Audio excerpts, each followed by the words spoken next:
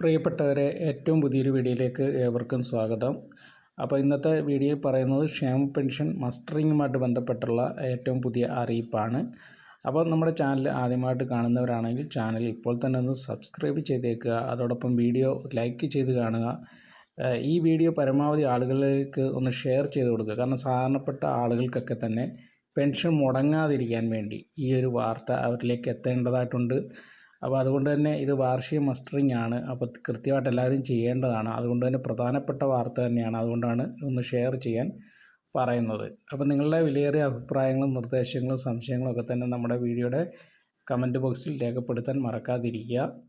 അപ്പോൾ വീഡിയോയിൽ പറയുന്ന കാര്യങ്ങളെന്ന് പറഞ്ഞാൽ 2024 ഡിസംബർ 31 മുന്നേ പെൻഷൻ അനുവദിക്കപ്പെട്ട മുഴുവൻ ഗുണഭോക്താക്കളും നിർബന്ധമായും പെൻഷൻ മസ്റ്ററിംഗ് ചെയ്യേണ്ടതാണ്.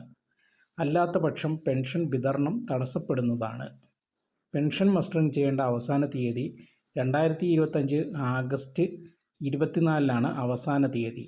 ആഗസ്റ്റ് 24 വരെ സമയമുള്ളതിനാൽ ആരും മസ്റ്ററിംഗ് ചെയ്യാൻ തിരക്ക് പിടിക്കേണ്ടതില്ല. കാരണം ആദ്യ ദിവസങ്ങളിൽ സൈറ്റ് ഇഷ്യൂ മറ്റുമായി മസ്റ്ററിംഗ് തിരക്ക് കൂടാൻ സാധ്യതയുണ്ട്. കിടപ്പ് രോഗികൾക്ക് രണ്ടാം ഘട്ടത്തിൽ വീട്ടിൽ വന്ന് മസ്റ്ററിംഗ് ചെയ്യുന്നതായിരിക്കും. അത്തരത്തിലുള്ളവർ അക്ഷയ കേന്ദ്രത്തിൽ വിവരം അറിയിക്കേണ്ടതാണ്. പെൻഷൻ മസ്റ്ററിംഗ് അക്ഷയ കേന്ദ്രങ്ങളിലൂടെ മാത്രമാണ് ചെയ്യാൻ സാധിക്കുന്നത്.